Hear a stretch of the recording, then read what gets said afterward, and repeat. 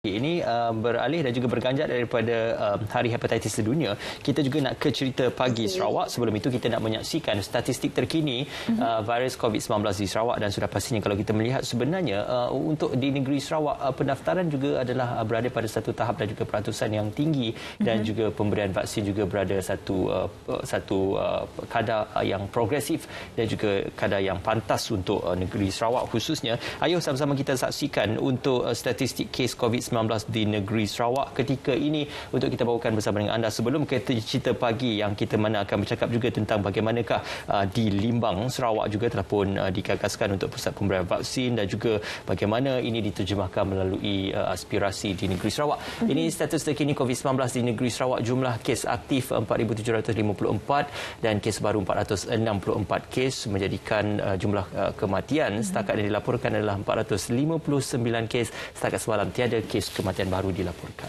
Dan dari jumlah kes terus kita lihat juga dari segi statistik perkembangan program imunisasi COVID-19 kebangsaan di negeri Sarawak, 1.785 juta telah pun mendaftar dan 1.678 juta telah mendapatkan dos pertama, dan terdapat lebih 90 lokasi PPV. Ini juga selari dengan keperluan untuk mendapatkan unit mobiliti untuk sampai ke lokasi-lokasi yang sukar dicapai, dan diharapkan juga program ini dapat dijalankan dengan sempurna. Dan setakat ini statistik ini menunjukkan satu yang sangat positif, dan juga penghargaan kepada semua unit mobiliti yang telah pun memulakan perjalanan mereka untuk ke lokasi-lokasi di pedalaman. Okey, itu di negeri Sarawak. Seterusnya kita nak ke cerita pagi bersama dengan sahabat penyampai Dalini Jupar Ali. Ada perkongsian dan laporannya dari negeri Sarawak. Silakan.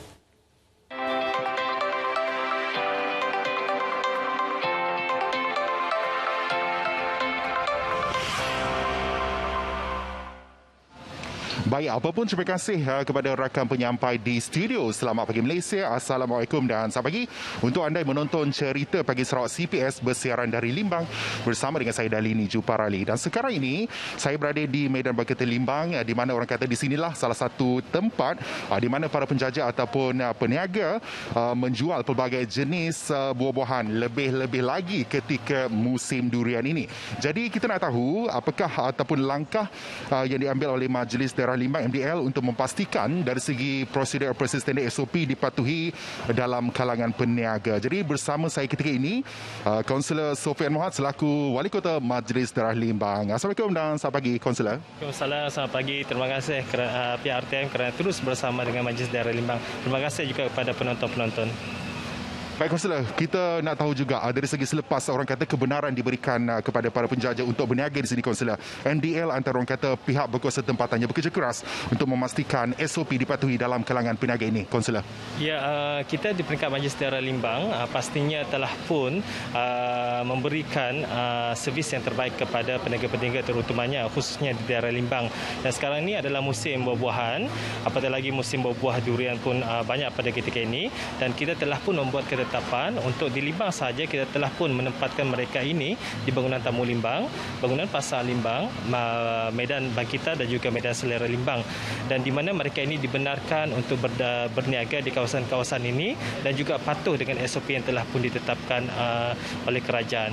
Apa yang paling penting di peringkat majlis pada ketika ini adalah di mana peniaga itu sendiri faham tentang SOP yang telah pun ditetapkan, dan memohon juga kepada semua peniaga agar patuh dengan segala perintah yang telah pun kita arahkan kepada peniaga-peniaga dari semasa ke semasa. Baik, saya kira selain pematuhan SOP dalam kalangan peniaga, saya kira orang yang datang ke sini ataupun pelanggan juga memainkan peranan yang sangat penting untuk memastikan SOP itu dipatuhi, Kaunselor. Ya, betul.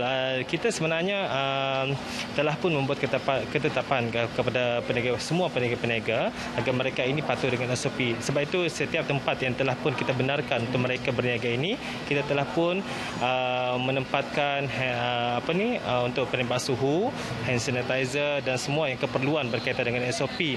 Dan yang paling penting juga bukan SOP ini bukan sekadar dipatuhi oleh peniaga, tetapi juga orang ramai yang datang ke sini dan mereka kena patuh SOP kerana kita nak menghalang COVID-19 ini terus menular di kawasan kita, khususnya di daerah Limbang ini. Dan alhamdulillah setakat ini kalau kita lihat kes di daerah Limbang memang tidak ada, dan sekarang ini kita telah pun status hijau dan kita nak kekalkan status tersebut di daerah Limbang agar COVID-19 ini tidak datang ke daerah Limbang. Ini paling penting bagi kita. Sebab itu kita nak melaksanakan sistem SOP ini perlu diperketatkan bukan setakat kepada peniaga tetapi juga kepada pengunjung yang datang.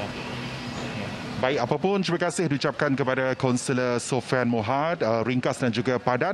Terus patuhi SOP yang ditetapkan oleh kerajaan untuk memastikan kita bersama-sama mengekang penularan wabak COVID-19. Baik, saya kira sampai itu saja yang sempat saya bawakan kepada anda berlintas langsung dari Limbang.